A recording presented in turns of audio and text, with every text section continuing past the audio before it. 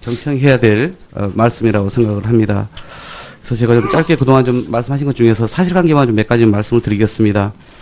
우선 조국 민정수석의 기관 증인 채택 관련해서는 그동안 기관 증인에 대해서는 차관급 이상은 일괄적으로 채택해왔던 국회의 관례가 있었습니다. 당연히 그런 점에서 여당의 수석 부대표로서 동의를 했던 것이고요. 그러나 그 전에도 이 기관 증인들이 부득이한 사유로 불출석할 경우에는 그 이후에 국감을 앞두고 불출석 사유서를 제출했던 것입니다. 그래서 그런 부분을 제가 우선 말씀을 좀 드리는 것이고요. 그다음에 두 번째는 우리 김동철 대표님이나 또 우리 정양석 수석의 말씀처럼 그런 뭐 간행은 또 극복해야 될 문제이고 또 불출석만이 능사가 아니다. 이 말씀 기히 담아야 한다 생각합니다. 지난 9년 동안, 10년 동안 보수 정권이 안 나왔기 때문에 우리가 안 나온다. 이런 입장을 저희가 고수한 것만은 아닙니다. 아까 이미 말씀하신 것처럼, 기존의 문재인 또는 전해철 그런 전 수석과 같이 어떤 개인의 비위 문제라든가 이런 부분이 결부되어 있어서 나와야 되는 상황이라면, 민정수석도 나올 수 있다. 이런 입장을, 저는 밝힌 걸로 제가 전해 들었습니다. 그럼에도 불구하고, 향후에 이런 부분을 어떻게 개선할 것인지에 대해서는 우리가 여야가 좀 머리를 맞대고 좀 고민을 좀 해봤으면 좋겠다. 이 말씀을 우선 드리고 싶고요. 두 번째는 아까 우리 김선동 수석께서 이제 술판 두 번을 벌렸다. 이 표현은 좀 부적절하신 것 같아서 제가 이것을 좀 바로 잡습니다. 한 번은 이제 당 지도부가 청와대 와 함께 만찬을 가졌던 것은 물론 사실이고요. 그러나 제가 들은 바는 건배하기 위한 정도였지 무슨 뭐 이렇게 만취하거나 이런 상태도 아닌데 술판 이러면 보통 사람들이 갖게 되는 이미지가 있지 않습니까? 그런 점에서 물론 시점에 어떤 여러 가지 논란이 있을 수 있습니다만은 그 부분을 좀 바로 잡아야 한다는 생각이 들고요. 우리 원내 지도부하고는 말 그대로 술 한 방울 저희가 갖지 않는 말 그대로 향후에 전국 운영과 관련된 그런 토론의 장이었습니다. 이 부분을 좀 바로 잡았으면 좋겠고요. 끝으로 현수막 관련해서 지금 또 이 피켓 관련해서 말씀하십니다만은 앞으로 물론 그렇습니다. 저희가 야당 시절에 저희도 이렇게 피켓을 부착한 경우가 있었습니다만은 저희가 이번에 본회의장에서 대통령 시정연설 중에 대형 현수막 3개를 펼쳐둔 것에 대해서 저희가 여러 가지 이제 저희도 대응 검토를 하고 있는데 이렇습니다. 국회 선진화법이 왜 만들어졌습니까? 그것은 여야 합의로 만들어졌고 2012년부터 이게 적용되고 있지 않습니까? 그러니까 우리가 그렇게 거슬러 올라가면 과거에 야당이 했으니까 우리도 하겠다라고 하는 식으로 하면은 정말 이것은 악순환인 것이죠. 그렇게 거슬러 올라가면 정말 과거에 본회의장에서 체류탄을 터뜨린 사건부터 시작해가지고 단상을 점거한 사건, 아니 더 거슬러 올라가면 옛날 소위 김두한 의원이 똥바지 던졌다는 사건까지 우리가 책임을 물어야 됩니까? 그럴 수는 없는 거 아닙니까? 그래서 국회가 과거에 머물러 있지 않고 미래로 나아가기 위해서 선진화법을 만들었고, 그러나 우리가 분명한 것은 국회법에 이 피켓도 사실은 의사진행 방해입니다.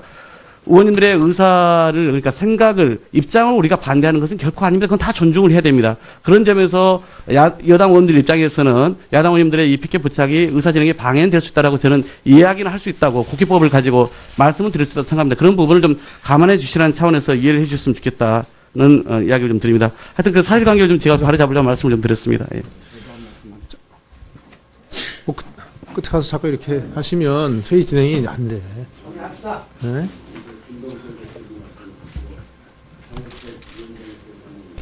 마이크 넣으세요. 마이크 넣으세요. 전체적으로 국회를 운영해 가는데 저희들이 갖고 있는 기본적인 원칙이 있습니다. 충분히 이야기할 수 있는 또 의사를 반영될 수 있으면 그 의사를 반영되는 통로를 통해서 이야기하면 된다 이렇게 생각합니다. 지난 시기에 저희가 국회 본회의장에서 때로는 그렇게 손피켓을 들은 적이 있죠. 근데 그때 어땠습니까? 대통령께서 본인 하시고 싶은 이야기만 딱 하고 바로 나가시지 않았어요? 국회의원으로서 그때 같은 여당, 당시의 여당 의원님들도 마찬가지셨겠습니다만 대통령께서 좀 더 본회의장에서 소통하고 또 의원들과 함께 문제를 해결하려고 하는 자세를 보였다면 저희들이 그렇게 할 이유가 없었습니다.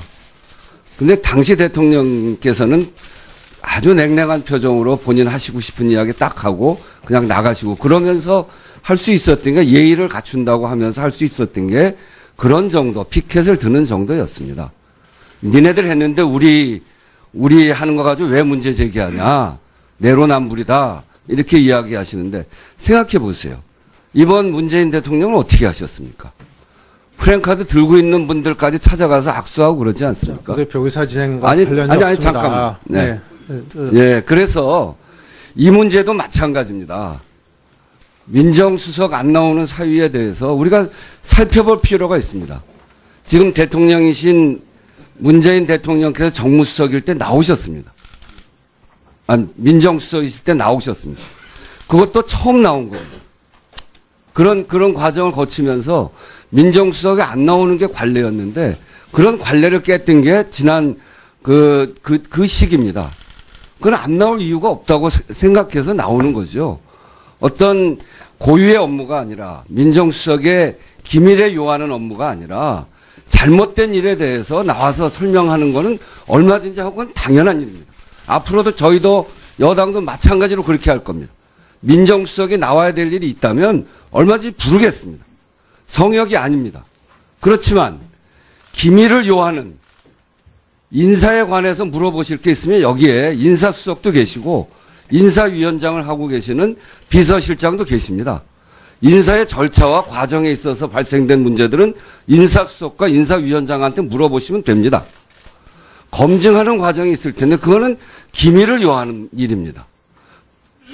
그런 문제의 총체는 문제가 있는 후보에 대해서는 청문 과정을 통해서 야당 의원님들 따지고 잘못된 일에 대해서는 여당 의원들도 눈 감고 넘어가지 않습니다.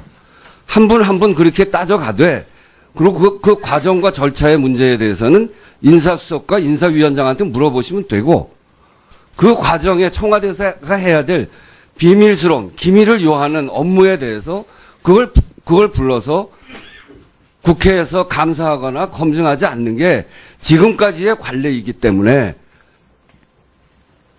민정수석에 대해서 이렇게 부르지 않았던 거죠.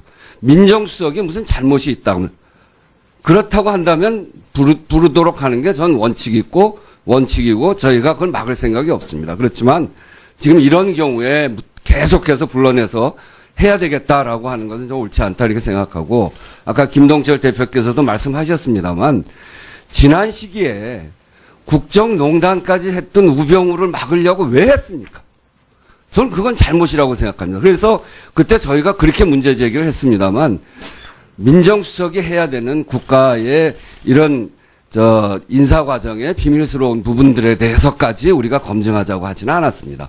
그런 것들을 잘 살피셔서 이번 문제에 대해서 야당 의원님들께서 제기해 주시고 그리고 앞으로 이 문제에 관해서는 부르는 원칙을 국회에서 운영위에서 분명히 세우는 것이 좋겠다 이렇게 말씀드립니다. 이상입니다.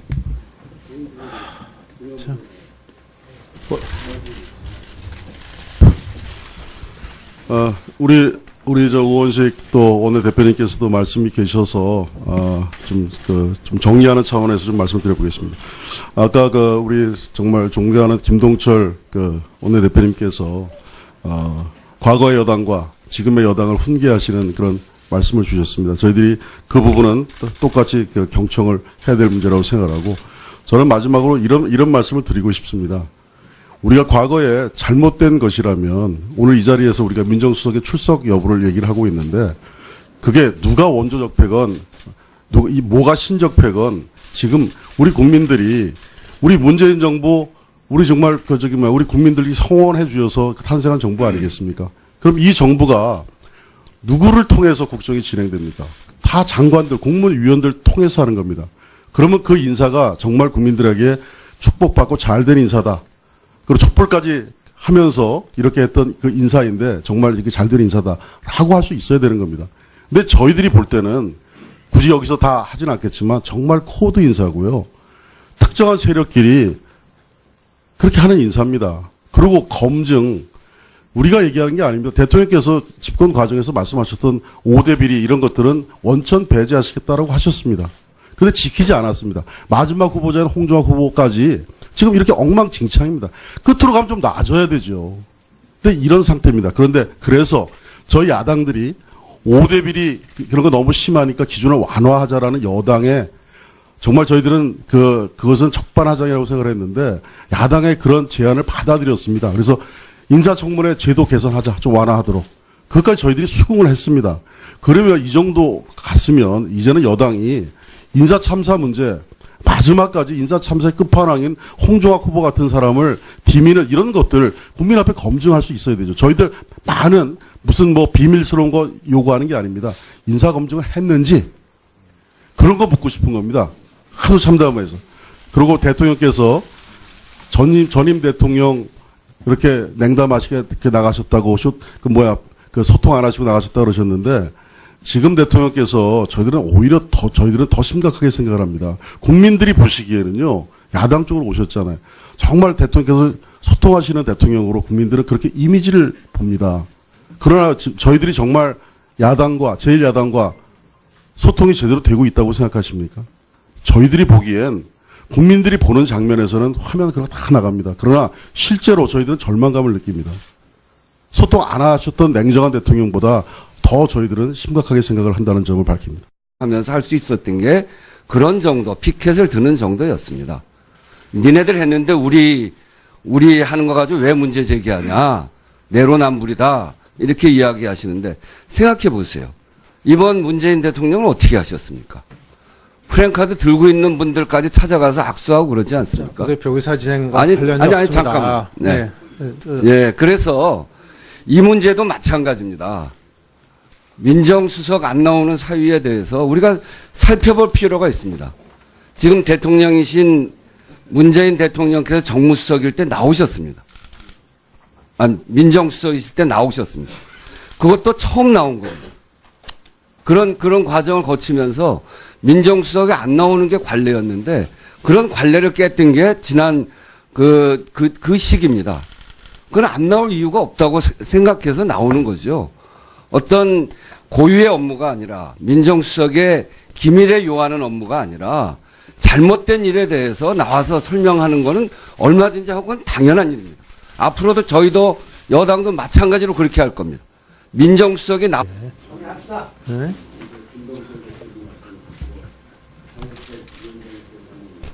마이크 넣으세요. 마이크 넣으세요. 전체적으로 국회를 운영해 가는데 저희들이 갖고 있는 기본적인 원칙이 있습니다. 충분히 이야기할 수 있는 또 의사를 반영될 수 있으면 그 의사를 반영되는 통로를 통해서 이야기하면 된다 이렇게 생각합니다. 지난 시기에 저희가 국회 본회의장에서 때로는 그렇게 손피켓을 들은 적이 있죠. 근데 그때 어땠습니까? 대통령께서 본인 하시고 싶은 이야기만 딱 하고 바로 나가시지 않았어요?